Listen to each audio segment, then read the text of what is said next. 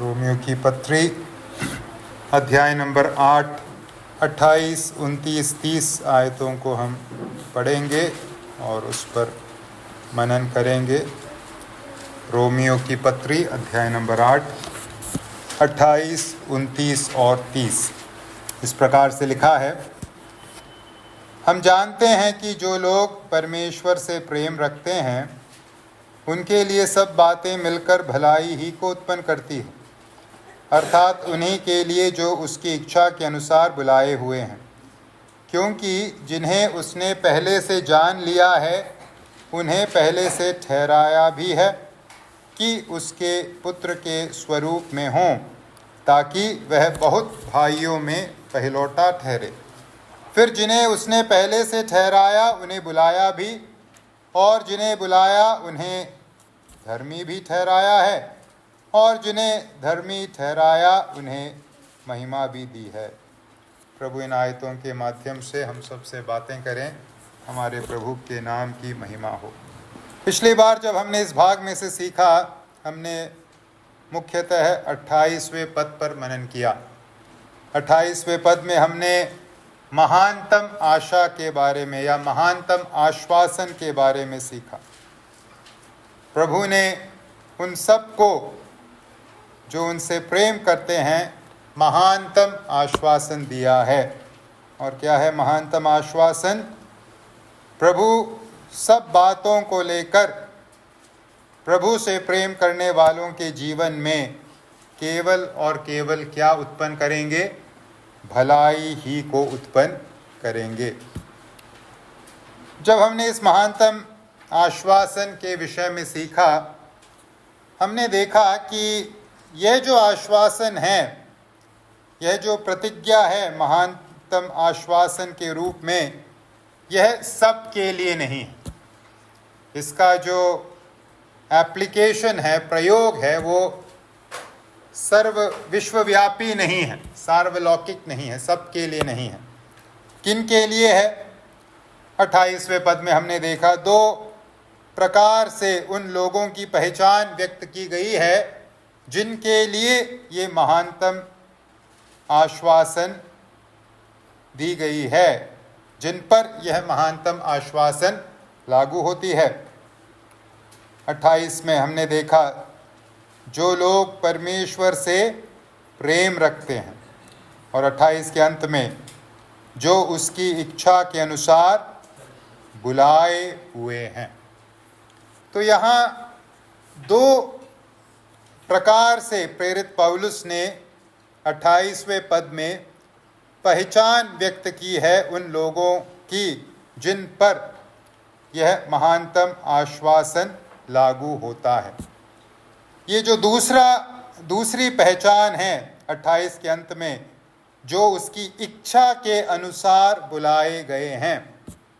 Actually अगर आप अंग्रेजी में पढ़ेंगे या तो आपको जो दिखेगा वो इच्छा नहीं है, वहाँ योजना है, पर्पस, योजना, उद्देश्य। किन के लिए ये महानतम आश्वासन लागू होता है? किन पर? जिन्हें परमेश्वर ने अपने उद्देश्य के अनुसार बुलाया है, अपने योजना के अनुसार बुलाया है, अपने पर्पस के अनुसार बुलाया है। इस बात को कहने के पश्चात कि परमेश्वर ने जिनको अपने उद्देश्य के अनुसार बुलाया है उनके लिए सब बातें मिलकर भलाई उत्पन्न करती है, अब 29 और 30वें आयत में पौलुस क्या कर रहे हैं? पौलुस परमेश्वर के उस उद्देश्य को विस्तार के साथ प्रस्तुत कर रहे हैं। किस उद्देश्य के लिए परमेश्वर ने हम सबको बुलाया है, उस उद्देश्य को पौलुस 29 और 30वें पद में विस्तार के साथ प्रस्तुत कर रहे हैं। या परमेश्वर के उद्धार के महान योजना का विस्तार से एक विवरण 29 और 30 पद के अंतर्गत प्रेरित पौलुस हमारे सम्मुख प्रस्तुत कर रहे हैं। परमेश्वर के उद्धार के महान कार्यक्रम के 5 अलग अलग चरणों का उल्लेख प्रेरित पौलुस 29 और 30 पद के अंतर्गत कर रहे हैं। परमेश्वर के उद्धार की महान जो योजना है उसके अंतर्गत 5 चरणों के अंतर्गत परमेश्वर कार्य कर रहे हैं। और जब हम इन 5 चरणों को देखते हैं, यह अनंत काल से अनंत काल तक फैला हुआ है। अनंत काल से अनंत काल तक फैले हुए 5 चरणों के अंतर्गत उद्धार के कार्यक्रम को हमारा प्रभु पूरा कर रहा है। आइए आज हम इन पदों में से परमेश्वर के उद्धार के कार्यक्रम के इन 5 पहलुओं पर नज़र डालें। परमेश्वर के उद्धार के कार्यक्रम के अंतर्गत परमेश्वर क्या क्या कर रहे हैं, इस बात पर आइए हम नज़र फेरें और समझें। इन बातों को समझने से पहले उद्धार के कार्यक्रम के 5 अलग अलग चरणों को, पहलुओं को समझने से पहले हमें अपने आप को स्मरण दिलाने की ज़रूरत है कि किस संदर्भ में पौलुस इन बातों का जिक्र कर रहे हैं। किस संदर्भ में पौलुस इन बातों का जिक्र कर रहे हैं कि परमेश्वर उद्धार के कार्यक्रम के अंतर्गत क्या क्या करते हैं, क्या क्या कर रहे हैं। देखिए, यहाँ पौलुस इन बातों का विवरण केवल बुद्धि बढ़ाने के लिए नहीं कर रहे।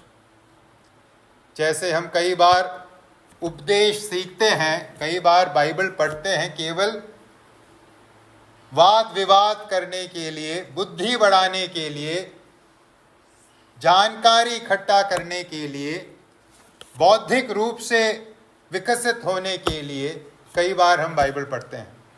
लेकिन यहाँ जब पौलुस उद्धार के कार्यक्रम के 5 पहलुओं की चर्चा कर रहे हैं, संदर्भ हमें यह बताता है कि यहाँ हमारी बुद्धि को बढ़ाने के लिए या केवल इन पहलुओं की चर्चा मात्र करने के लिए पौलुस इन बातों को नहीं लिख रहे। इन आयतों का संदर्भ क्या है?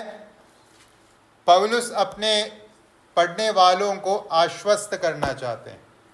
पौलुस ने कहा 17वें आयत में कि एक महिमा हमारा इंतज़ार कर रही है, लेकिन उस महिमा तक पहुंचने से पहले हमें दुख उठाने होंगे। तो सवाल है, एक मसीही विश्वासी वर्तमान समय में दुखों को सफलतापूर्वक बिना विश्वास में डगमगाए कैसे उठाए? तो इस बात को लेकर हमें आश्वस्त करने के लिए, प्रोत्साहन देने के लिए, ढाढ़स देने के लिए 18 से 30 तक के आयतों को मूलतः लिखे गए हैं। तो यहाँ जब पौलुस उद्धार के कार्यक्रम के अंतर्गत परमेश्वर क्या क्या कर रहे हैं, किन 5 कार्यों को पूरा कर रहे हैं, जब इन बातों को पौलुस लिख रहे हैं, पौलुस इन बातों को इसलिए लिख रहे हैं ताकि हम परमेश्वर के देखभाल के बारे में, परमेश्वर के फिक्र के बारे में, जो परमेश्वर का हमारे प्रति है, हम समझ पाएं और उस बात को समझकर अपने अंतर्गत हम आश्वासन पाएं और हम सांत्वना पाएं। तो बाइबल में जो बड़े बड़े उपदेश दिए गए हैं, उसका उद्देश्य हमें प्रोत्साहन देना है, हमें सांत्वना देना है, हमें आश्वासन देना है, हमें आश्वस्त करना है। केवल बुद्धि बढ़ाना नहीं है कि हम वाद विवाद करें, हम कहें कि हाँ मुझे ये भी मालूम है, वो भी मालूम है। नहीं, बहुत प्रायोगिक है इसका इस्तेमाल। दैनिक जीवन जीने के लिए सामर्थ्य, शक्ति, आश्वासन, प्रोत्साहन हमें कहाँ से मिलता है? जब हम बाइबल के अद्भुत उपदेशों को, परमेश्वर के अद्भुत उपदेशों को सीखते हैं। तो आइए इस नज़रिए से हम परमेश्वर के उद्धार के महान कार्यक्रम के अंतर्गत किए जाने वाले अलग अलग कार्यों को सीखें, ताकि हम भी वर्तमान जीवन में, आज जो हम जीवन जी रहे हैं, आज जिन चुनौतियों का हम सामना कर रहे हैं, आज जिन तकलीफ़ों से होकर हम गुजर रहे हैं, उसके अंतर्गत हम आश्वासन पाएं, उसके अंतर्गत हम प्रोत्साहन पाएं। इस भावना से, इस मनोभाव से आइए हम इन अद्भुत उपदेशों को सीखें। उद्धार के कार्यक्रम के अंतर्गत प्रभु जिन 5 बातों को कर रहे हैं, उस पर नज़र डालने से पहले मैं कुछ टिप्पणियों को आपके सम्मुख प्रस्तुत करना चाहता हूं। पहली बात, जब हम 29 और 30 पद को पढ़ते हैं, एक जो सत्य स्पष्ट रूप से हम समझ सकते हैं, वो सत्य यह है कि उद्धार केवल और केवल परमेश्वर की ओर से है। उद्धार केवल और केवल परमेश्वर की ओर से। उद्धार जो है एक्सक्लूसिवली, विशेष रूप से परमेश्वर की ओर से है। इसमें और किसी का कोई भी योगदान नहीं। यहाँ जब 29 और 30 आयतों के अंतर्गत उद्धार के कार्यक्रम के अंतर्गत प्रभु जिन 5 कार्यों को कर रहे हैं, उसको जब हम देखते हैं, वहाँ हम क्या समझते हैं? इन आयतों को ज़रा देखिएगा। कौन इन कार्यों को कर रहा है? यहाँ लिखा गया है, उद्धार के कार्यक्रम के अंतर्गत पहले से कुछ लोगों को जान लिया गया, ठहराया गया, बुलाया गया, धर्मी ठहराया गया, महिमा भी दी। तो 5 बातों का वर्णन यहाँ किया गया है। विस्तार से हम इन अलग अलग बातों को देखेंगे, लेकिन यहाँ पहली बात जो हमें देखनी चाहिए वो है, कौन ये सब कर रहा है। एक्चुअली हिंदी बाइबल में जो प्रोनाउन है, सर्वनाम है, वो रिपीट नहीं किया गया, लेकिन अगर आप अंग्रेजी में पढ़ेंगे बहुत क्लियर है। यहाँ केवल पहले में लिखा गया है 29, क्योंकि जिन्हें उसने पहले से जान लिया। उसने पहले से जान लिया। एक्चुअली आप कैसे पढ़ सकते हैं इसे? उसने पहले से जान लिया, उसने पहले से ठहराया, उसने पहले से बुलाया, उसने धर्मी ठहराया, उसने महिमा भी दी। ये 5 कार्य कौन कर रहा है? वो कर रहा है। वो मतलब परमेश्वर। परमेश्वर पहले से कुछ लोगों को जान रहे हैं, उन्हें पहले से ठहरा रहे हैं, उन्हें फिर बुला रहे हैं, फिर उन्हें धर्मी ठहरा रहे हैं और उन्हें महिमा दे रहे हैं। सभी कार्य किसकी ओर से किया जा रहा है? उसके ओर से। किसके ओर से? परमेश्वर की ओर से। तो क्या कहें हम? उद्धार किसकी ओर से है? पूर्णतः, एंटायरली, कंप्लीटली, 100% उद्धार परमेश्वर की ओर से है। उद्धार एक तरफा है। उद्धार का कार्यक्रम एक तरफा है। किसकी तरफ से उद्धार? परमेश्वर की तरफ से। क्योंकि उद्धार एक तरफा है, क्योंकि उद्धार परमेश्वर की तरफ से है, इसलिए हम बाइबल में पढ़ते हैं उद्धार परमेश्वर का दान है। रोमियो 6:23 हमने सीखा रोमियो के अध्ययन के अंतर्गत, क्योंकि पाप की मजदूरी तो मृत्यु है, परंतु परमेश्वर का वरदान हमारे प्रभु मसीह यीशु में अनंत जीवन है। उद्धार क्या है? वरदान है, क्योंकि उद्धार एक तरफा है, परमेश्वर की ओर से है।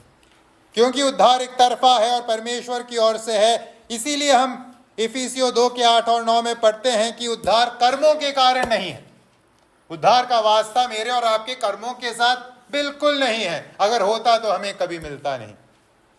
इफिसियों 2 का 8 और 9, क्योंकि विश्वास के द्वारा अनुग्रह ही से तुम्हारा उद्धार हुआ है, और ये तुम्हारी ओर से नहीं, उद्धार तुम्हारी ओर से नहीं, वरन परमेश्वर का दान है, और ना कर्मों के कारण, ऐसा ना हो कि कोई घमंड करे।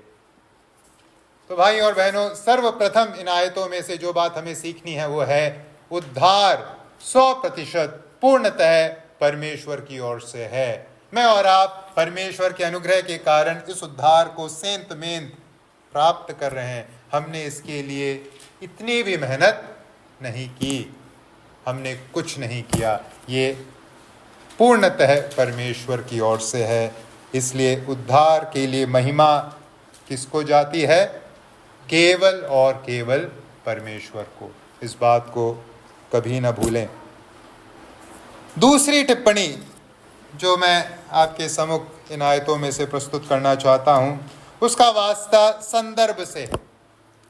हमने पहले ही संदर्भ की चर्चा की। किस संदर्भ में पौलुस इन आयतों को लिख रहे हैं? ताकि पढ़ने वाले समझ पाए कि परमेश्वर कितना अधिक अपने लोगों के लिए फिक्र करता है। और इस फिक्र को दर्शाकर, परमेश्वर के इस फिक्र को दर्शाकर पौलुस अपने श्रोताओं को, पढ़ने वालों को आश्वस्त करना चाहते हैं, ढाढ़स देना चाहते हैं कि परमेश्वर इन सब बातों को स्वयं कर रहा है। परमेश्वर इन सब बातों को कर रहा है। उद्धार के अंतर्गत अलग अलग चरणों को परमेश्वर स्वयं कर रहा है। इससे हम क्या आश्वासन प्राप्त करते हैं? उद्धार के अलग अलग चरणों को जान लेने से लेकर महिमा देने तक सब बातों को, जैसे अभी हमने सीखा, परमेश्वर ही कर रहे हैं। एक तरफा है यह पांचों कार्य। इससे हम अपने लिए क्या प्रोत्साहन प्राप्त कर सकते हैं? किस प्रकार से हम सांत्वना प्राप्त कर सकते हैं? भाइयों और बहनों, हमें चिंता करने की ज़रूरत नहीं इस बात को लेकर कि कहीं हमारी मुक्ति, कहीं हमारा उद्धार खो तो नहीं जाएगा। जीवन में तकलीफ़ें आएंगी, विरोध आएगा, चुनौतियां आएंगी, न जाने किस किस प्रकार की परिस्थिति उभर कर आएगी। कहीं हम उन परिस्थितियों में पराजित तो नहीं हो जाएंगे, कहीं हम उद्धार खो तो नहीं बैठेंगे। हमने शुरुआत तो कर लिया है, कहीं बीच में रुक तो नहीं जाएंगे। इस प्रकार से सोचने की कोई गुंजाइश नहीं है। कैसी भी परिस्थिति क्यों ना हो, कैसी भी चुनौती क्यों ना हो, जो उद्धार हमें यीशु मसीह में प्राप्त हुआ है, वो उद्धार हम नहीं खोएंगे। क्यों? क्योंकि उद्धार पूर्णतः किसकी ओर से है? परमेश्वर की ओर से। अगर उद्धार 99% परमेश्वर की ओर से होता और 1% उसमें हमारी भूमिका होती, फिर हम खो सकते थे, जरूर खो सकते थे, क्योंकि हमसे नहीं होगा। संकट, मुसीबत, सताव, विरोध, इन सब का सामना करके उद्धार में बने रहना क्या हमसे हो सकता था? क्या हमसे नहीं हो सकता। लेकिन प्रभु का धन्यवाद, उद्धार पूर्णतः परमेश्वर की ओर से है। इसलिए हमें 0.0001% ऐसे विचार को मन में लाने की जरूरत नहीं कि हम कहीं इस उद्धार को खो तो नहीं जाएंगे। नहीं, जो विश्वास रूपी यात्रा हमने शुरू की है, 100% हम उसे कंप्लीट करेंगे। हम गंतव्य में पहुंचेंगे, महिमा में पहुंचेंगे, क्योंकि उद्धार 100% किसकी ओर से है? परमेश्वर की ओर से है। उद्धार एक तरफा है। हम बीच रास्ते में हार कर उस मार्ग से अलग नहीं होंगे। इस आश्वासन को आइए हम इन आयतों के अंतर्गत अपने लिए प्राप्त करें। हमें नहीं मालूम हम किस प्रकार से परिस्थितियों पर जयवंत होंगे, वो बात हमें नहीं मालूम, लेकिन हम जयवंत जरूर होंगे, यह बात हमें मालूम है, क्योंकि उद्धार पूर्णतः एक तरफा है। उद्धार पूर्णतः परमेश्वर की ओर से है। इन दो टिप्पणियों को मन में रखते हुए आइए अब हम उद्धार के कार्यक्रम के अंतर्गत जो 5 अलग अलग चरण हैं, स्टेज हैं, उसके बारे में सीखें। तो कौन कौन से हैं 5 चरण जिसका उल्लेख पौलुस इन आयतों में कर रहे हैं? हमने ऑलरेडी देख लिया। पहला चरण है परमेश्वर ने जान लिया। दूसरा चरण है परमेश्वर ने पहले से ठहराया। तीसरा चरण है परमेश्वर ने बुलाया। चौथा चरण है परमेश्वर ने धर्मी भी ठहराया। और अंतिम और 5वां चरण है परमेश्वर ने महिमा भी दी है। तो यह है उद्धार के कार्यक्रम के अंतर्गत 5 अलग अलग चरण, 5 अलग अलग स्टेजेस। आइए अब हम एक एक को विस्तार से सीखें, देखें। तो उद्धार के कार्यक्रम के अंतर्गत जो पहला चरण है वो है 29 के पहले भाग में जैसे हमने पढ़ा, क्योंकि जिन्हें उसने पहले से जान लिया। परमेश्वर ने कुछ लोगों को उद्धार के लिए पहले से क्या कर लिया? जान लिया। परमेश्वर का पूर्व ज्ञान। देखिए, यहाँ जब पौलुस कहते हैं परमेश्वर ने कुछ को पहले से जान लिया, इससे तात्पर्य परमेश्वर का सर्व ज्ञान नहीं है। यहाँ पौलुस इस कथन के अंतर्गत परमेश्वर के सर्व ज्ञान की चर्चा नहीं कर रहे। ये हम सबको मालूम है, हमारा परमेश्वर सर्वज्ञानी है। परमेश्वर के पास सिद्ध ज्ञान है, और उस ज्ञान के अंतर्गत प्रभु क्या क्या जानते हैं? प्रभु जो कुछ हो चुका है जानते हैं, जो हो रहा है जानते हैं, और जो होगा सब कुछ जानते हैं। समय के अंतर्गत सब कुछ प्रभु के सम्मुख एक ही क्षण में, एक ही पल में खुली किताब के माफिक मौजूद है, और प्रभु सब कुछ जानता है। प्रभु सर्वज्ञानी है।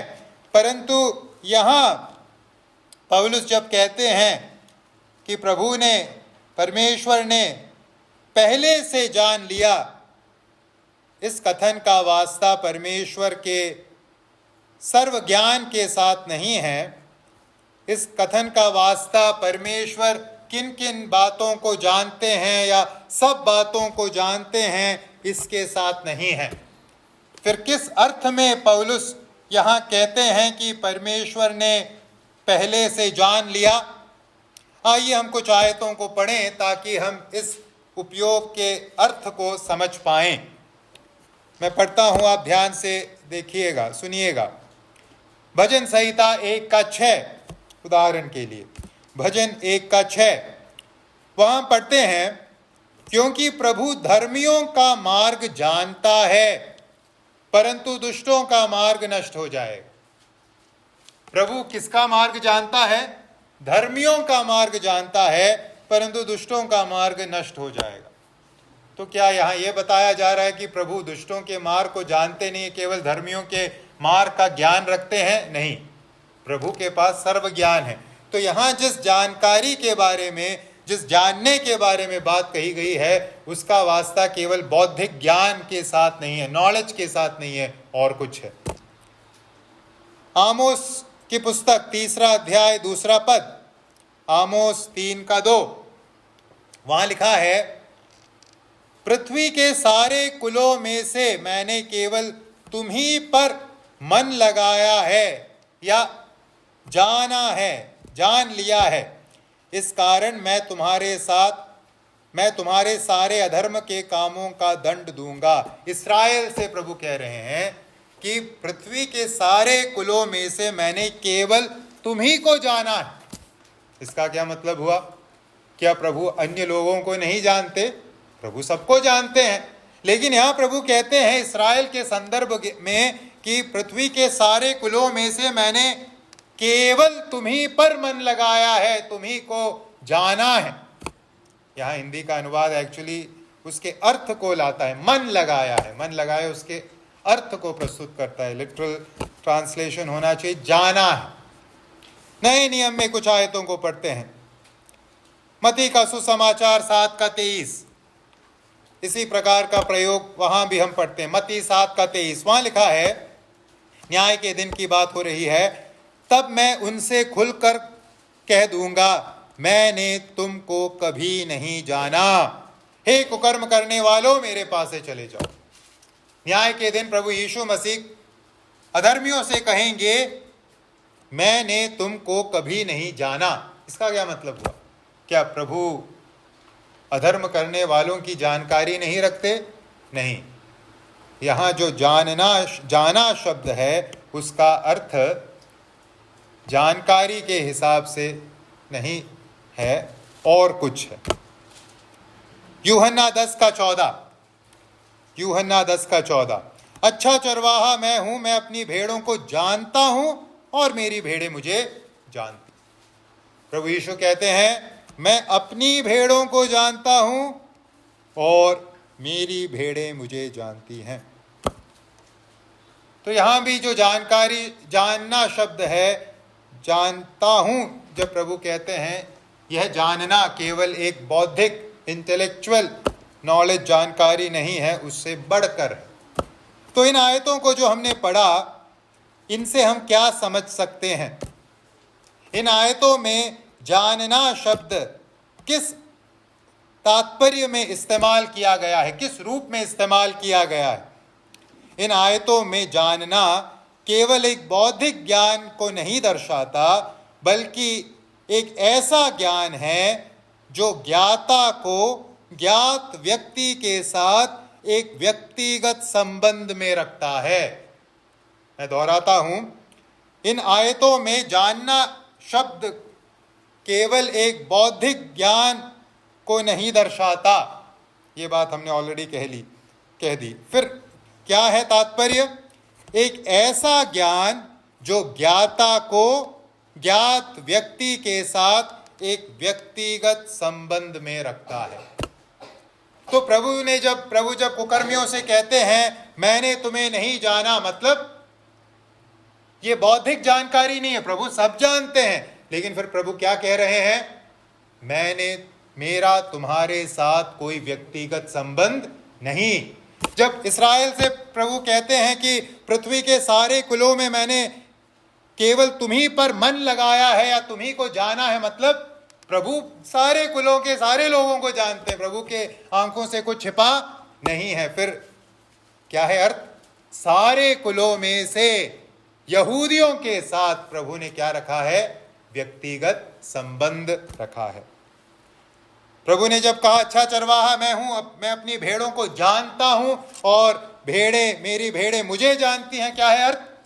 प्रभु का अपने लोगों के साथ एक व्यक्तिगत संबंध है, प्रभु के लोगों का प्रभु के साथ एक व्यक्तिगत संबंध है। तो ये कैसी जानकारी है? एक ऐसी जानकारी जो ज्ञाता को ज्ञात व्यक्ति के साथ एक व्यक्तिगत संबंध में रखता है। तो जब उद्धार के पहले चरण के अंतर्गत हम पढ़ते हैं जिन्हें उसने पहले से जान लिया, मतलब क्या है? इसका क्या अर्थ है? इसका मतलब यह है कि परमेश्वर ने पहले से अपने प्रेम को व्यक्तिगत रूप से कुछ लोगों पर रखने का फैसला किया। परमेश्वर ने अपने प्रेम को पहले से कुछ लोगों पर रखने का फैसला किया। ये है इस कथन का अर्थ, परमेश्वर ने पहले से कुछ को जान लिया, मतलब अपने प्रेम को व्यक्तिगत रूप से कुछ लोगों पर रखने के लिए परमेश्वर ने कुछ लोगों को मनोनीत कर दिया। इसलिए जैसे हमने देखा इससे पहले जिन आयतों को हमने पढ़ा, ये जानना शब्द संबंध को दर्शाता है। इसलिए कुछ बाइबल विद्वान या बाइबल कमेंटेटर्स यहाँ पहले से जान लिया है जो शब्द है, उसके लिए वो दूसरे एक शब्द का इस्तेमाल करते हैं, पहले से प्रेम कर लिया है। पहले से जान लिया है मतलब पहले से प्रेम कर लिया। तो उद्धार के पहले चरण के अंतर्गत हम क्या सीख रहे हैं? परमेश्वर ने अनंत काल में कुछ लोगों को प्रेम करने के लिए चुन लिया, अपने प्रेम को अभिव्यक्त करने के लिए चुन लिया। और उसमें कौन कौन है शामिल? हम सब शामिल हैं। ये जो पहला चरण है, ये हमें उद्धार के कार्यक्रम के बारे में क्या बताता है? ये जो पहला चरण है कि परमेश्वर ने कुछ लोगों को अपने प्रेम को अभिव्यक्त करने के लिए चुन लिया, ये उद्धार के कार्यक्रम के आधार को बताता है। उद्धार के कार्यक्रम का आधार क्या है? परमेश्वर का प्रेम। उद्धार के कार्यक्रम का आधार है, फाउंडेशन है परमेश्वर का प्रेम। इसीलिए हम यूहन्ना 3:16 में पढ़ते हैं कि परमेश्वर ने जगत से ऐसा प्रेम रखा कि उसने अपना इकलौता पुत्र दे दिया। इस पूरे उद्धार के कार्यक्रम के पीछे की वजह है परमेश्वर ने मुझसे, आपसे, हम सबके मूल अवस्था को जानने के बावजूद बिना शर्त प्रेम करने का फैसला किया। यह है उद्धार के कार्यक्रम का आधार, उद्धार के कार्यक्रम का फाउंडेशन। भाई और बहनों, कितना प्रोत्साहित करता है यह बात, कितनी प्रोत्साहन की, कितने आश्वासन की बात है कि परमेश्वर ने हमें पहले ही से प्रेम के पात्र के रूप में मनोनीत किया, चुन लिया। क्या है हमारी हैसियत इस संसार में, लेकिन हम जैसे शून्य लोगों को परमेश्वर ने अनंत काल में अपने प्रेम को दर्शाने के लिए क्या कर लिया, चुन लिया। आइए हम इस सच्चाई से रूबरू होकर इस आश्वासन में जीवन जिएं कि हम कौन हैं, परमेश्वर के प्रेम के पात्र हैं। हम कोई ऐरे गहरे लोग नहीं हैं, हम परमेश्वर के प्रेम के पात्र हैं। अगर किसी बड़े व्यक्ति के प्रेम के पात्र आप बन जाओगे तो जीवन कैसा होगा? प्रधानमंत्री के प्रेम के पात्र आप बन गए तो जीवन कैसा होगा? परमेश्वर के प्रेम के पात्र अगर हम हैं तो जीवन कैसा होना चाहिए? तो आइए हम समझें हम कौन हैं। कई बार हम ऐसे व्यवहार करते हैं जैसे हमसे बदतर अवस्था में संसार में और कोई है ही नहीं। हम इस प्रकार से शब्दों का इस्तेमाल करते हैं, भावनाओं को प्रदर्शित करते हैं। हमसे बेहतर इस संसार में और कोई नहीं। मैं और आप परमेश्वर के प्रेम के पात्र हैं। इस बात को आइए हम समझें। दूसरा चरण, परमेश्वर ने पहले से प्रेम के लिए कुछ लोगों को जान लिया और क्या किया? 29 में ही उन्हें पहले से ठहराया भी है।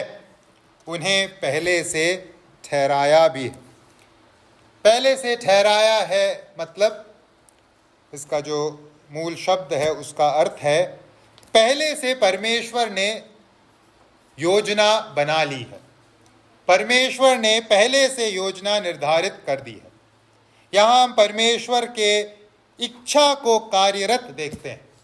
ये जो दूसरा चरण है उद्धार के कार्यक्रम के अंतर्गत, परमेश्वर के इच्छा को, परमेश्वर के निर्णय को दर्शाने का काम करता है। परमेश्वर ने अनंत काल में निर्णय ले लिया है, परमेश्वर ने अनंत काल में तय कर लिया है और कुछ लोगों को जिन पर उन्होंने अपने प्रेम को रखा, उन लोगों को स्थापित किया, निर्धारित किया कि वह लोग परमेश्वर के पुत्र के समानता में हो जाएं। परमेश्वर ने मुझे और आपको पहले से यीशु मसीह के स्वरूप में होने के लिए क्या कर लिया है? ठहरा दिया है। परमेश्वर ने योजना बना दी है, परमेश्वर ने निर्णय ले लिया है। मसीही जीवन निर्णय से शुरू होता है। मसीही जीवन स्वाभाविक रीति से शुरू नहीं होता, मसीही जीवन निर्णय से शुरू होता है, लेकिन हमारे निर्णय से नहीं। किसके निर्णय से? प्रभु के निर्णय से। हाँ, हमारा निर्णय जरूरी है, लेकिन हम क्यों निर्णय ले पाते हैं? क्योंकि प्रभु ने हमारे लिए एक निर्णय ले लिया है। इस कारण समय काल में मैं और आप निर्णय ले सकते हैं। हम क्यों यीशु मसीह को चुन पाए, क्यों हम निर्णय ले पाए प्रभु के लिए? इस कारण से कि अनंत काल में परमेश्वर ने मेरे लिए, आपके लिए एक निर्णय ले लिया और हमें अपने लिए ठहरा लिया। क्योंकि परमेश्वर ने हमें अपने लिए ठहरा दिया, इसलिए हम भी परमेश्वर के लिए एक निर्णय समय काल में, समय पूरा होने पर ले पाए। जैसे हमने अभी उल्लेख किया, किस उद्देश्य से परमेश्वर ने हमें ठहराया है, किस उद्देश्य से परमेश्वर ने हमें निर्धारित किया है, स्थापित किया है? कि हम उसके पुत्र के स्वरूप में हो, उसके पुत्र के समानता में हो। अगर उद्धार के कार्यक्रम का पहला चरण हमें उद्धार के कार्यक्रम का आधार बताता है कि उद्धार के कार्यक्रम का आधार है परमेश्वर का प्रेम, तो ये दूसरा जो चरण है वह उद्धार के कार्यक्रम का मकसद बताता है। क्या है उद्धार के कार्यक्रम का मकसद, उद्धार के कार्यक्रम का उद्देश्य? मसीह के समानता में हम सब को बदल डालना, यह उद्धार के कार्यक्रम का मकसद। यीशु मसीह के समानता में हम सब को बदलने के लिए परमेश्वर ने मुझे और आपको अनंत काल में ठहराया है। ये बदलाव का कार्यक्रम या बदलाव की प्रक्रिया शुरू हो चुकी है। जैसे हमने रोमियो 8 के 28 के अध्ययन में सीखा, अलग अलग परिस्थितियों के द्वारा मेरे और आपके चरित्र में बदलाव लाया जा रहा है। चरित्र में बदलाव लाना है प्रभु का उद्देश्य मेरे लिए, आपके लिए, ताकि हम और कम अपने मूल स्वभाव जैसे दिखे और ज्यादा यीशु मसीह के जैसे बनते जाए। और जब यह कार्यक्रम अपने समाप्ति पर पहुंच जाएगा, आखिरी चरण पर पहुंच जाएगा, उस दिन क्या होगा? हम सब किसके जैसे दिखेंगे? यीशु मसीह के जैसे दिखेंगे। पहला यूहन्ना 3:2, हे प्रियो, अब हम परमेश्वर की संतान हैं और अभी तक यह प्रकट नहीं हुआ कि हम क्या कुछ होंगे। इतना जानते हैं कि जब वह प्रकट होगा तो उसके समान होंगे, क्योंकि उसको वैसा ही देखेंगे जैसा वह है। भाई और बहनों, आइए हम इस बात को स्पष्ट रीति से जान ले। सच्चे आत्मिकता की निशानी है यीशु मसीह की समानता। सच्चे आत्मिकता की माप है हम किस हद तक यीशु मसीह के समानता में आगे बढ़ चुके हैं। आप जितना भी बाइबल पढ़िए, जितना भी प्रार्थना कीजिए, जितने भी आप संगति में बने रहिए, अगर आप और मैं यीशु मसीह की समानता में बदल नहीं रहे, हम आत्मिकता में उन्नति प्राप्त नहीं कर रहे। इस बात को आइए हम समझें। परमेश्वर सर्वाधिक हमारे जीवन से महिमित तभी होते हैं जब परमेश्वर को हम सर्वाधिक अपने जीवन के द्वारा प्रकट करते हैं। जहां प्रभु ने मुझे और आपको रखा है, वहां जब हम यीशु मसीह को प्रकट करते हैं अपने चाल चलन के द्वारा, बोली भाषा के द्वारा, रवैये के द्वारा, तब हम प्रभु को महिमा देते हैं। अगर हम प्रभु यीशु मसीह की बातें कहने वाले लोग मात्र बन जाएं और अपने जीवन के द्वारा प्रभु को प्रकट करने में असफल रहें, तो हम प्रभु के नाम को महिमा नहीं दे रहे, हम प्रभु के नाम को क्या कर रहे हैं? बदनाम कर रहे हैं, बदनाम। इसीलिए मसीहियों के बारे में लोग कहते हैं, बड़ी बड़ी बातें तो कहते हैं, लेकिन जीवन देखो इनका, चरित्र देखो इनका, बोली देखो इनकी, भाषा देखो इनकी। हम प्रभु के नाम को महिमा नहीं दे रहे, हम प्रभु के नाम को क्या कर रहे हैं? अपमानित कर रहे हैं। आइए हम स्मरण रखें, सच्ची आत्मिकता की निशानी, परिपक्व आत्मिकता की निशानी है आप यीशु के जैसा कितना अधिक दिखते हो। आपकी बोली, आपकी भाषा, आपका सोच, आपका विचार, आपका चाल चलन कितना अधिक यीशु जैसा दिखता है। ये है सच्ची भक्ति या सच्ची आत्मिकता की निशानी। अमेरिका में टेक्सास नाम के स्टेट में एक किला है। उस किले के मुख्य प्रवेश द्वार के पास एक दीवार पर एक शिलालेख के साथ एक चित्र बनाया गया है। उस चित्र में इस प्रकार से लिखा है, जेम्स बटलर बोनहम, उसकी कोई तस्वीर मौजूद नहीं है। यह चित्र उनके भतीजे का है जो काफ़ी हद तक अपने चाचा से मिलता जुलता था। इसे परिवार द्वारा यहाँ रखा गया है ताकि लोग उस व्यक्ति की शक्ल जान सकें जो आज़ादी के लिए मर गया। समझ आया आपको?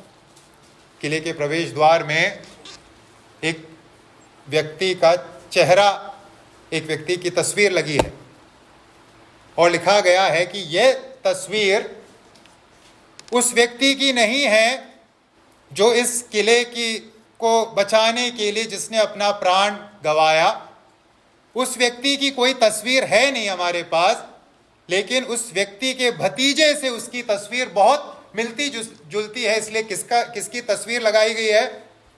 भतीजे की तस्वीर लगाई गई है, ताकि आप उस व्यक्ति को देख सको जिसकी कोई तस्वीर हमारे पास नहीं। क्या है तात्पर्य? क्यों हम इस कहानी को, इस घटना को बोल रहे हैं? इस संसार ने यीशु मसीह की तस्वीर नहीं देखी। किसकी देख सकते हैं? भतीजे की देख सकते हैं, बेटा बेटी की देख सकते हैं। यीशु मसीह की तस्वीर इस संसार ने नहीं देखी, लेकिन इस संसार को यीशु मसीह को दिखाना है तो किसको दिखाना होगा? मुझे और आपको, अपने चरित्र के द्वारा, अपने चाल चलन के द्वारा। यह है उद्धार के कार्यक्रम का मकसद, कि हम मसीह को प्रकट करें इस संसार में, मसीह की समानता में बदलते जाएं। तो आइए हम समझें, हम इस उद्धार के कार्यक्रम के मकसद, आइए हम अपने जीवन का आंकलन करें। उद्धार के कार्यक्रम का यह मकसद हमारे जीवन में पूरा हो रहा है या नहीं? बहुत गलत फहमी है मसीहों में। उद्धार का मतलब है स्वर्ग जाएंगे हम, बस उद्धार मिल गया मैं स्वर्ग जाऊंगा। उद्धार का उद्देश्य स्वर्ग ले जाना नहीं है। उद्धार का उद्देश्य है यीशु मसीह के समानता में हमें बदलना। स्पष्ट भाषा में यहाँ लिखा है, उन्हें पहले से ठहराया भी है। क्यों? कि उसके पुत्र के स्वरूप में हो। अब साफ सी बात है, अगर पुत्र के स्वरूप में होंगे तो जहां पुत्र रहेगा वहां हम भी रहेंगे। वो उसका बाई प्रोडक्ट है, वो उसके साथ जाने वाली एक स्वाभाविक बात है। लेकिन मुख्य बात है मैं और आप पुत्र के स्वरूप में हों, यीशु मसीह के जैसे हों। आइए हम इस बात को समझें और अपने जीवन को जांचें। क्या उद्धार के कार्यक्रम का उद्देश्य मेरे और आपके जीवन में पूरा हो रहा है? क्यों बाइबल पढ़ रहे हैं? क्यों प्रार्थना कर रहे हैं? क्यों सभा में आए हैं? क्यों रोटी तोड़ रहे हैं? सबके पीछे का उत्तर एक ही होना चाहिए, पुत्र के स्वरूप में बदलते जाएं, पुत्र के स्वरूप में बदलते जाएं, आत्मिकता में वृद्धि प्राप्त करते जाएं, परिपक्वता में आगे बढ़ते जाएं। ये उद्देश्य और कुछ नहीं है। जब हम उद्धार के इस दूसरे चरण के बारे में पढ़ते हैं, सीखते हैं कि परमेश्वर ने पहले से कुछ लोगों को ठहराया है। ये जो चरण है बहुतों के लिए बहुत कठिनाई उत्पन्न करता है। अगर परमेश्वर ने पहले से कुछ लोगों को ठहराया है, फिर मनुष्य कैसे हुआ जिम्मेदार अविश्वास के लिए? अगर परमेश्वर ने अनंत काल में कुछ लोगों को प्रेम के पात्र के रूप में चुन लिया और उनको पुत्र की समानता में बदलने के लिए ठहरा दिया, निर्धारित किया, फिर जो विश्वास नहीं करता क्या वो जिम्मेदार है अपने अविश्वासी दशा के लिए?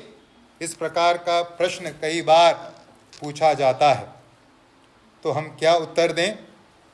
अगर परमेश्वर ने पहले से ठहरा दिया है कौन कौन पुत्र की समानता में होगा, फिर अगर मैं विश्वास न करूं तो क्या मैं जिम्मेदार हूं? मैं तो कह सकता हूं प्रभु ने मुझे ठहराया नहीं है इसलिए मैं विश्वास नहीं कर रहा। कुछ लोग हैं ऐसे स्मार्ट जो कहते हैं कि मैं तो चुना नहीं गया हूं इसलिए मैं विश्वास नहीं कर रहा। अगर चुन लिया होता प्रभु ने, मैं विश्वास कर लेता। क्या हम में से ऐसा कोई कह सकता है क्या, या कोई ऐसा कह सकता है क्या? क्यों लोग यीशु पर विश्वास नहीं करते? क्या वो कर नहीं सकते या वो करते नहीं? क्या है उत्तर? क्यों लोग यीशु पर विश्वास नहीं करते? क्या वो कर नहीं सकते, चाहते हुए भी कर नहीं सकते क्योंकि पहले से नहीं ठहराया, या वो स्वयं नहीं करते? क्या उत्तर देंगे हम? जो सर्वोत्तम उत्तर है वो यीशु मसीह ने स्वयं दिया। क्या कहा प्रभु ने? 2 कथनों को आइए पढ़ें। यूहन्ना 6:44, यूहन्ना 6:44 वहां लिखा है, कोई मेरे पास नहीं आ सकता जब तक पिता जिसने मुझे भेजा है उसे खींच ना ले, और मैं उसे अंतिम दिन फिर जिला उठाऊंगा। प्रभु क्या कहते हैं? कोई मेरे पास नहीं आ सकता जब तक पिता जिसने मुझे भेजा है उसे खींच न ले। बिना परमेश्वर के ठहराए कोई प्रभु के पास नहीं आ सकता। बहुत स्पष्ट भाषा में प्रभु ने कहा है। तो क्या मनुष्य मजबूरी के कारण विश्वास नहीं कर पा रहा? नहीं। और एक कथन पढ़ने की जरूरत है, यूहन्ना 5:40।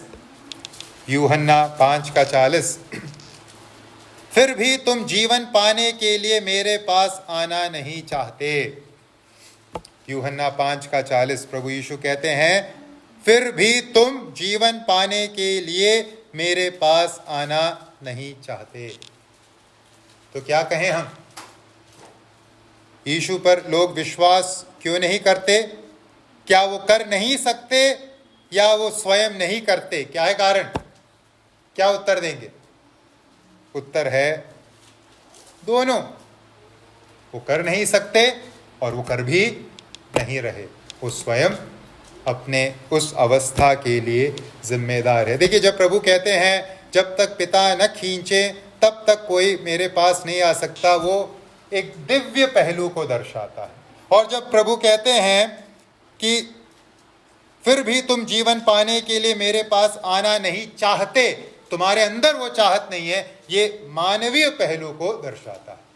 मेरी और आपकी जिम्मेदारी, दिव्य पहलू क्या है, वो दिव्य जिम्मेदारी क्या है वो समझना नहीं है। मेरी और आपकी जिम्मेदारी का वास्ता मानवीय पहलू के साथ है। तो हमें क्या कहाँ गौर फरमाने की जरूरत है?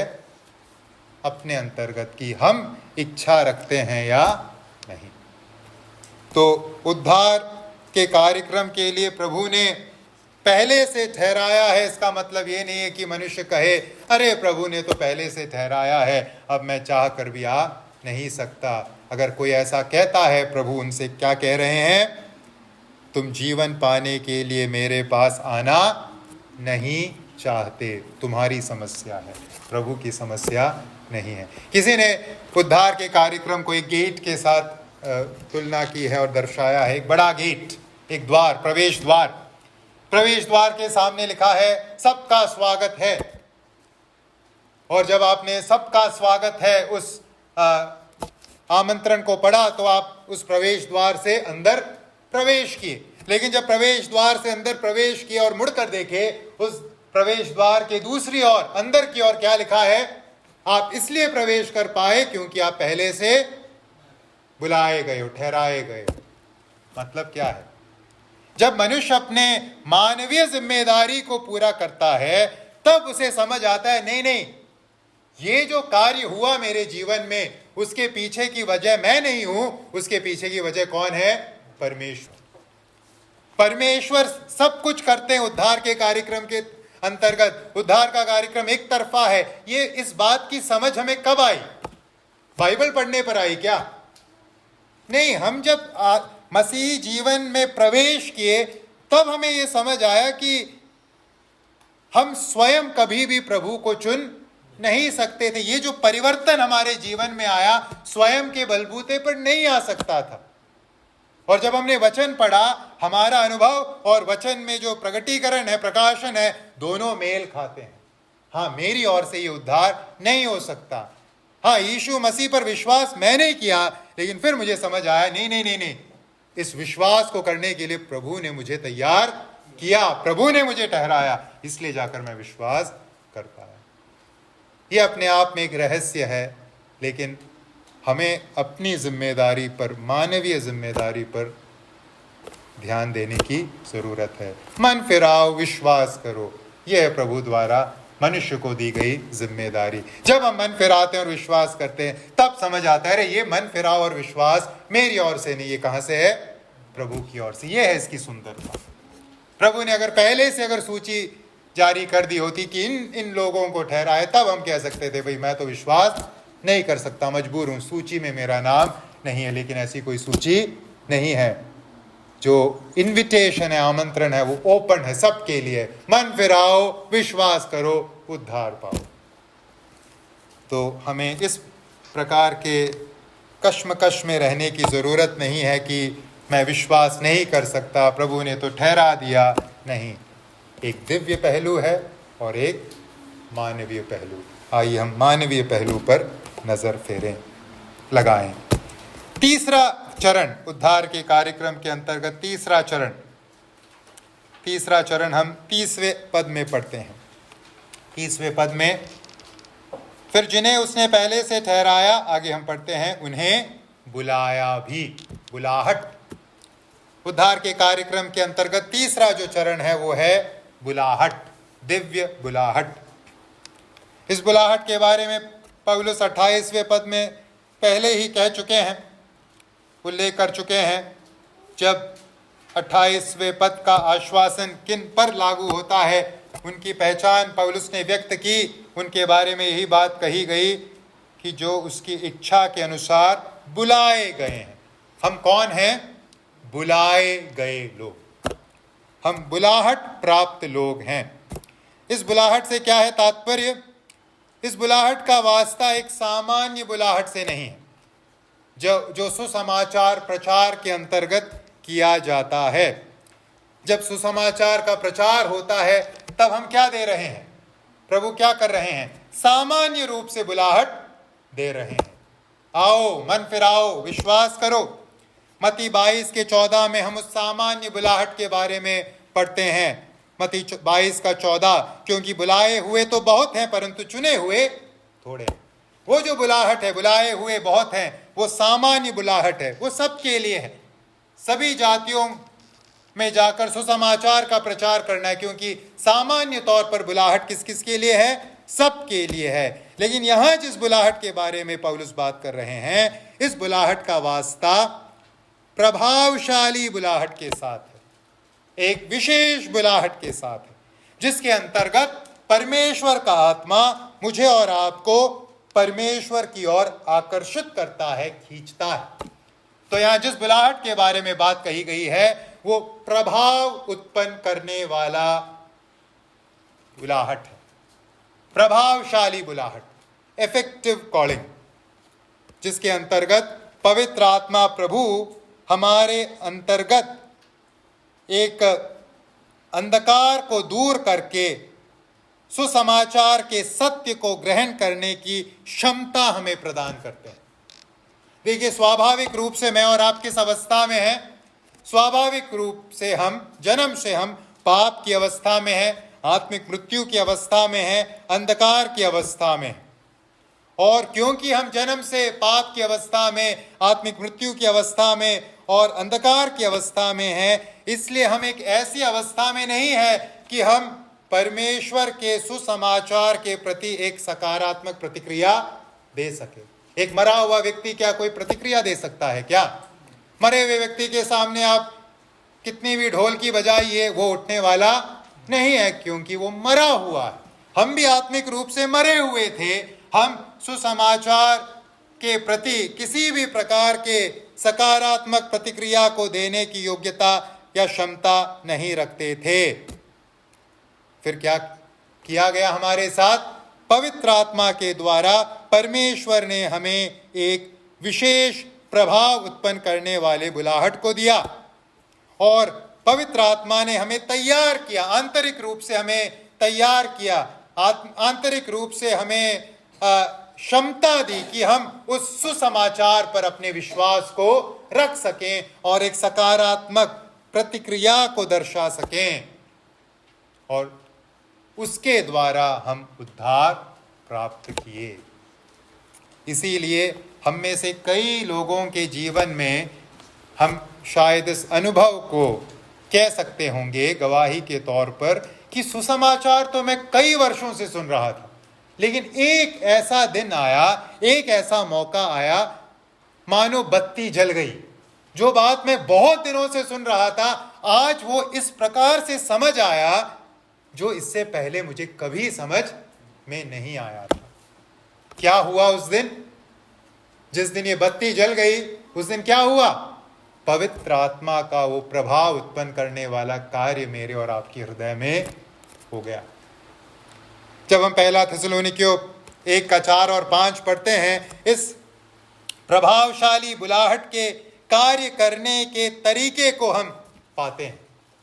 पहला थिस्सलुनीकियों 1:4 और 5, थिस्सलुनीकी कलीसिया के विश्वासियों के जीवन में ये प्रभावशाली बुलाहट किस प्रकार से कार्यरत हुआ, आइए हम पढ़ें। वहां लिखा है, पहला थिस्सलुनीकियों 1:4 और 5, हे भाइयों, परमेश्वर के प्रिय लोगों, हम जानते हैं कि तुम चुने हुए हो, क्योंकि हमारा सुसमाचार तुम्हारे पास न केवल शब्द मात्र ही में वरन सामर्थ्य और पवित्र आत्मा में और बड़े निश्चय के साथ पहुंचा है। पौलुस क्या कह रहे हैं? थिस्सलुनीके कलीसिया के विश्वासियों के जीवन में जब प्रथम बार सुसमाचार पहुंचा, कैसे पहुंचा? केवल शब्द मात्र ही में नहीं, केवल शब्दों में नहीं पहुंचा। फिर कैसे पहुंचा? हाँ, शब्द तो पहुंचे, पौलुस प्रचार कर रहा है, पौलुस के प्रचार का शब्द उनके कानों में पहुंचा, लेकिन उसके साथ साथ और भी कुछ हो रहा था। उनके मनों में क्या हो रहा था? सामर्थ्य और पवित्र आत्मा में। पवित्र आत्मा परमेश्वर, जब पौलुस का वचन कानों में पहुंच रहा था, पवित्र आत्मा परमेश्वर इन विश्वासियों के हृदय में कार्य कर रहे थे, जिससे कि क्या हुआ? थिस्सलुनीकी शहर के लोग जो अब तक अविश्वास में थे, कुछ लोग अब किस में आ गए? विश्वास में आ गए। यही है मेरी और आपकी भी कहानी। हमने अपने बुद्धि के कारण, ज्ञान के कारण, समझ के कारण, समझदारी के कारण, चतुरता के कारण, स्मार्टनेस के कारण सुसमाचार को ग्रहण नहीं किया। गलत फहमी है। उद्धार पूर्णतः एक तरफा है, परमेश्वर की ओर से है। फिर कैसे हमने इस सुसमाचार को ग्रहण किया? पवित्र आत्मा ने मेरे और आपके हृदय में कार्य किया, ताकि हम उस सुसमाचार को, जो सरल भाषा में किसी ने हमें सुनाया, हम उसे ग्रहण कर पाए। तो हम कौन हैं? बुलाहट प्राप्त किए हुए लोग। अगर पवित्र आत्मा ने मेरे और आपके जीवन में, मेरे और आपके हृदय में इस कार्य को नहीं किया होता, तो हम में से कोई भी आज यहाँ बैठा नहीं होता। यह परमेश्वर का कार्य है। हमने बुलाहट पाया है, प्रभावशाली बुलाहट पाया है। पवित्र आत्मा का कार्य मेरे और आपके हृदयों में हुआ है, इसलिए मैं और आप उद्धार की अवस्था में हैं। अन्यथा हम भी बाहर और कुछ काम अभी कर रहे होते। आइए हम प्रभु का धन्यवाद दें कि उद्धार परमेश्वर की ओर से है, केवल परमेश्वर की ओर से है। अगर हमारी बुद्धि के अनुसार हमें सुसमाचार को स्वीकारना होता, तो हम कभी भी नहीं उद्धार प्राप्त कर सकते, क्योंकि हम में ऐसी कोई क्षमता थी ही नहीं। तो जैसे जैसे हम उद्धार के कार्यक्रम के अलग अलग चरणों को सीखते हैं, हम परमेश्वर के प्रति अपने उस सराहना के पहलू में क्या होते हैं? उन्नति पाते हैं। प्रभु, अगर आप नहीं करते तो इसमें से कुछ भी होने नहीं वाला था। आपकी महिमा, केवल और केवल परमेश्वर, आपकी महिमा। चौथा चरण उद्धार के कार्यक्रम के अंतर्गत, जिन्हें परमेश्वर ने बुलाया उन्हें क्या किया? धर्मी भी ठहराया। धर्मी ठहराए जाने के बारे में रोमियो की पत्री में हमने बहुत विस्तार से सीखा है। इसके बारे में अब ज्यादा कहने की जरूरत नहीं। धर्मी ठहराए जाने से क्या मतलब है? जब हमने प्रभु यीशु मसीह पर अपने विश्वास को रखा, तो यीशु मसीह की धार्मिकता हमें दे दी गई। पिता ने हम जैसे अधर्मियों को यीशु मसीह पर हमारे विश्वास के कारण क्या घोषित कर दिया? धर्मी घोषित कर दिया। किसी ने कहा है, यीशु मसीह हमारे पाप को लेकर पाप बन गए। जो पाप से अनजान है वो पाप ठहराया गया। क्यों?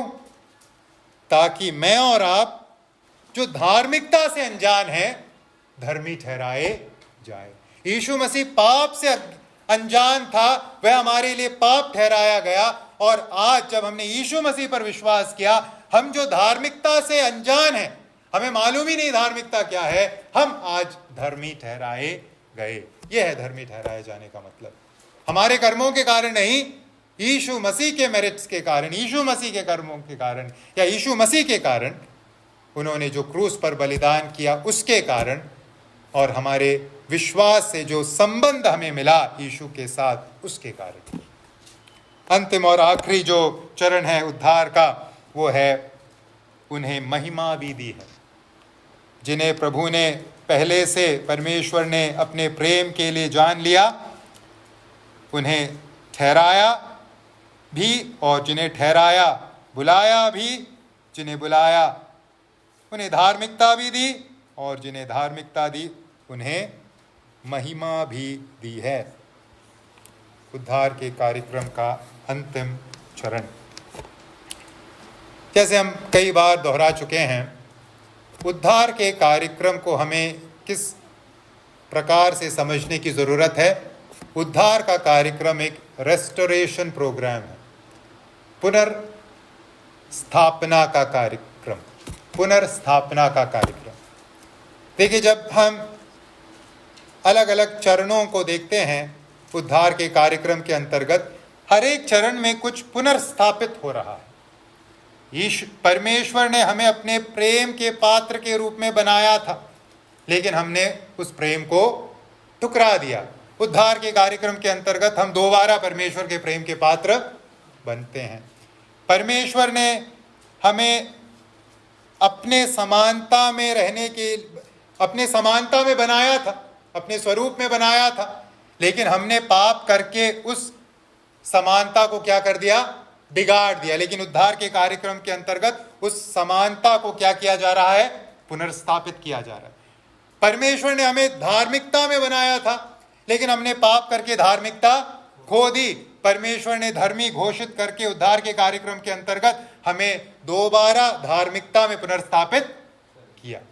अब इस चरण के अंतर्गत, अंतिम चरण के अंतर्गत, जब परमेश्वर ने हमें बनाया था, परमेश्वर ने हमें महिमा में बनाया था। आदम और हव्वा महिमा में बनाए गए लोग थे। इसीलिए हम रोमियो 3:23 में पढ़ते हैं, पाप के कारण क्या हुआ, सबने पाप किया और परमेश्वर की महिमा से रहित है। पाप के कारण हमने महिमा गवा दी। लेकिन अब इस उद्धार के रेस्टोरेशन प्रोग्राम के अंतर्गत, पुनर्स्थापना के कार्यक्रम के अंतर्गत, परमेश्वर अंततः क्या पुनर्स्थापित करेंगे, महिमा को परमेश्वर रेस्टोर करेंगे, और हम दोबारा महिमा पाएंगे, और उस महिमा में अपने प्रभु को देखेंगे, अपने प्रभु से मिलेंगे। महिमित होने से तात्पर्य है हमारे शरीर से, हमारी आत्मा से पाप का हर एक अंश सदा के लिए मिटा दिया जाएगा, हटा दिया जाएगा, और हम पूर्णतः सिद्ध बना दिए जाएंगे। शरीर में और आत्मा में सिद्धता, जिस सिद्धता में आदम और हव्वा थे, उस सिद्धता में मैं और आप भी पुनर्स्थापित कर दिए जाएंगे, और ये जो उद्धार का कार्यक्रम है समाप्त हो जाएगा। इसलिए हम 1 कुरिन्थी 15 के 52 और 53 में पढ़ते हैं। 1 कुरिन्थी 15 का 52 और 53, और ये क्षण भर में पलक मारते ही अंतिम तुरही फूंकते ही होगा, क्योंकि तुरही फूंकी जाएगी और मुर्दे अविनाशी दशा में उठाए जाएंगे, और हम बदल जाएंगे। क्योंकि अवश्य है कि यह नाशवान देह अविनाश को पहन ले, और यह मरणहार देह अमरता को पहन ले। हम पूर्णतः बदल दिए जाएंगे, आत्मा में, शरीर में 100% पूर्णतः हम बदल दिए जाएंगे, और यह उद्धार का कार्यक्रम समाप्त हो जाएगा। यहाँ जब अंतिम चरण के बारे में पौलुस बात करते हैं, ज़रा विशेषकर किस काल का इस्तेमाल करते हैं, ध्यान दीजिए। किस काल का इस्तेमाल करते हैं, और जिन्हें धर्मी ठहराया उन्हें महिमा भी दी है। कौन सा काल है, भविष्य काल या पूर्व काल? महिमा मिलेगी कहा है, या महिमा भी दी है कहा है? महिमा भी दी है, मतलब हो चुका है। ये क्या दर्शाता है? महिमा तो हमें मिली नहीं है, अभी भी हम किस शरीर में है, हम पापमय शरीर में हैं। फिर ये जो व्याकरण का इस्तेमाल पौलुस ने किया, क्या दर्शाता है? क्या दर्शाता है? इस उद्धार के कार्यक्रम के 100% पूरा होने की गारंटी। जिस प्रकार से परमेश्वर ने पहले से हमें प्रेम के पात्र के रूप में जान लिया, हो चुका। जिस प्रकार से परमेश्वर ने हमें पहले से ठहरा दिया पुत्र की समानता में होने के लिए, हो चुका। जिस प्रकार से परमेश्वर ने हमें समय काल में बुलाया, हो चुका। जिस प्रकार से परमेश्वर ने हमें धर्मी ठहराया विश्वास करने पे, हो चुका। उसी प्रकार से महिमा भी क्या है? एक 100% यकीनन होने वाला हमारे लिए रखा गया भविष्य है। कोई किंतु परंतु इफ वहाँ नहीं है। हमारी महिमा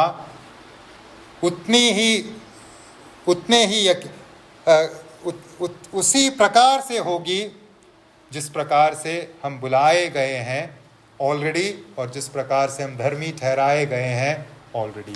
इसमें कोई प्रश्न चिन्ह नहीं है। इसलिए हम आश्वस्त होकर वर्तमान मसीही जीवन को जी सकते हैं कि हमें शैतान प्रभु से अलग नहीं कर सकता, हमें कोई भी अवस्था प्रभु से अलग नहीं कर सकती। इसीलिए इस अध्याय के अंत में पौलुस उस प्रश्न को पूछते हैं और कहते हैं उत्तर में, क्योंकि मैं निश्चय जानता हूँ कि न मृत्यु, न जीवन, न स्वर्गदूत, न प्रधानताएं, न वर्तमान, न भविष्य, न सामर्थ्य, न ऊंचाई, न गहराई और न कोई और सृष्टि हमें परमेश्वर के प्रेम से जो हमारे प्रभु मसीह यीशु में है अलग कर सकेगी। हमारी महिमा 100% गारंटीड है, 100% होगी। चाहे परिस्थिति कैसी भी हो, कोई भी हमें परमेश्वर के कार्यक्रम से अलग नहीं कर सकता। जितनों को जाना है प्रेम के पात्र के रूप में, उतनों को महिमा दी है। अगर 100 इस पार हैं तो कितने उस पार पहुंचेंगे? 100 ही पहुंचेंगे। बीच में कोई रिजेक्ट नहीं होगा। तो अगर हम सचमुच प्रभु के हैं, उद्धार प्राप्त हैं, किस किस को फिर महिमा मिलेगी?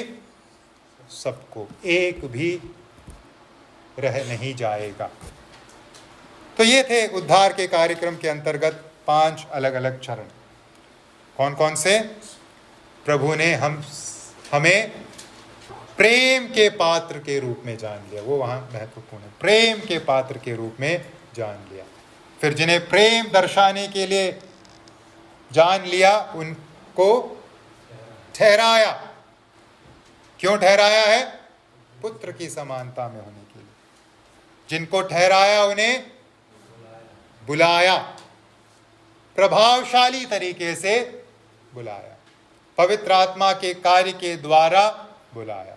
जिन्हें बुलाया धर्मी ठहराया, यीशु मसीह की धार्मिकता दे दी, और जिन्हें धर्मी ठहराया उन्हें महिमा भी दी। यानी हम अंत में प्रभु को वैसे ही, प्रभु के जैसे होंगे, जैसे हमने पहला यूहन्ना 3:2 में पढ़ा। जब प्रभु प्रकट होगा हम उसके समान होंगे, हम भी महिमा में होंगे। हम प्रभु को वैसा ही देखेंगे जैसा वो है। तो आइए भाइयों और बहनों, हम इन बातों से, इन उपदेशों से आश्वासन पाएं। प्रभु यह कार्य हमारे लिए कर रहा है।